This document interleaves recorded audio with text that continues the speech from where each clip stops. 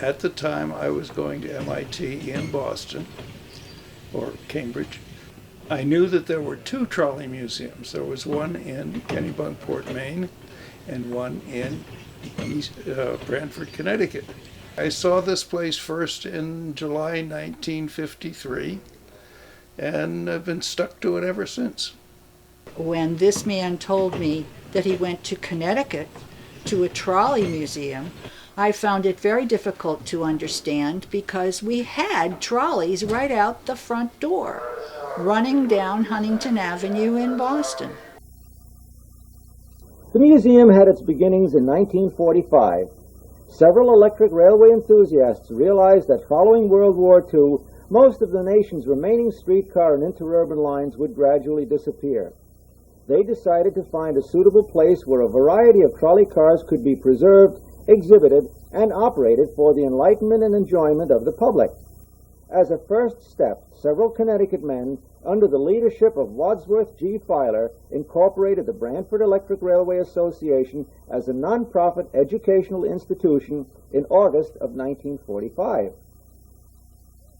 In 1960, volunteers would come down and do work, physical work, here on the property, maybe on the track or on the cars, and then as a reward after a day's worth of work, we would take a joyride on the trolley.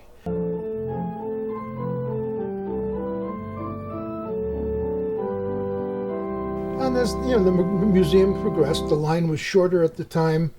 We had fewer operable cars. We had to generate our own electricity, which was at times difficult.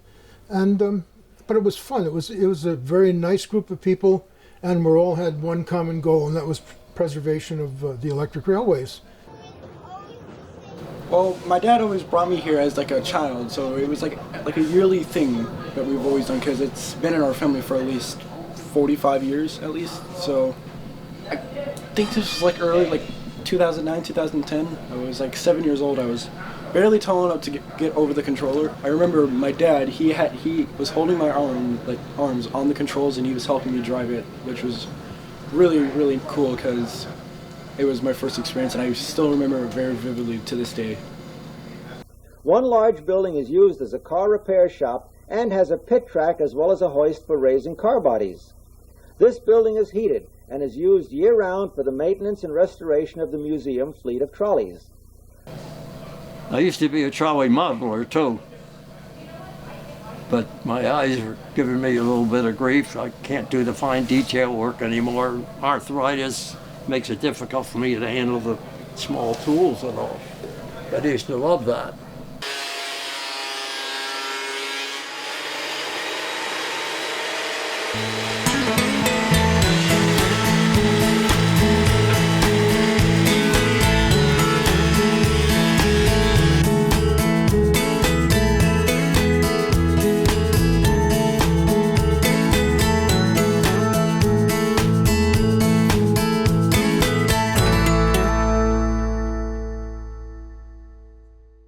We also have one subway car that used to run between New York and New Jersey and was involved in the 9/11 disaster, but escaped any serious damage, and we have it here as one of our exhibits. Oh yeah, that was quite a fortuitous acquisition. The 9/11 car was found still intact in the World Trade Center ruins, just outside of the station, and there were two cars, I believe, survived the collapse, and one of them came here. It was restored quickly and put on display. It's a treasure we have here now, although it's one of our newest cars. It's certainly a very rare car, and it's historically significant. There's quite a few people come specifically to see that car. And this is, to me, a good part of what we're evolving into. That car is not available for rides. That car can be operated but isn't.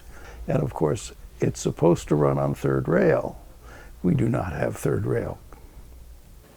And hopefully never will. Hopefully never will, yeah.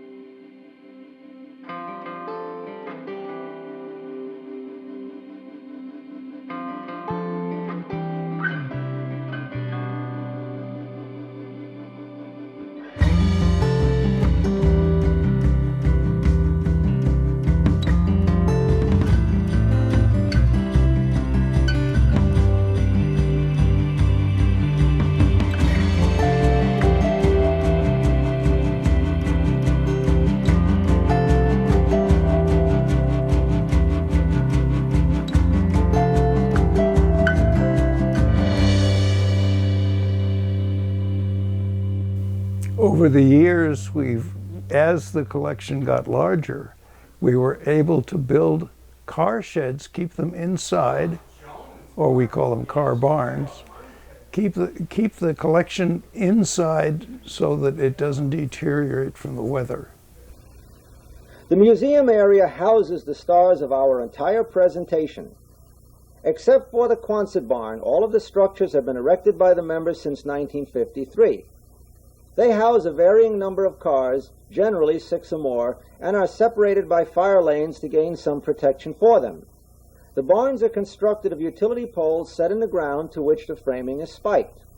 The older barns are sheathed with corrugated aluminum, but those built recently are covered with homosote, which has been found to reduce the dampness in the barns occasioned by condensation.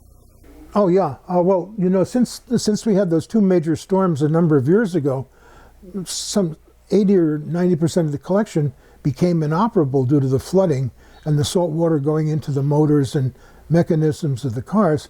So we were just down to 2 or 3 operable cars after Superstorm Sandy, and so the museum had to face the reality that with the climate change and the sea level rising, and we're just above sea level here, that we had to devise a plan to save the railway. The railway has been here since 1901, so that can't move someplace. But the storage of the cars could be, so we created this multi-million-dollar project called Elevating the Collection, where we have 2 new car barns on the hill, which are way above the anticipated flood levels for a long time to come. So our cars, most of our cars are now stored up there, or the ones that are here on the lower levels, when a storm is predicted, they can be moved up to the higher ground so that we don't have to face the hundreds of thousands of dollars in damage that we suffered from the superstorm. When Hurricane Irene hit, that affected a lot of the cars here.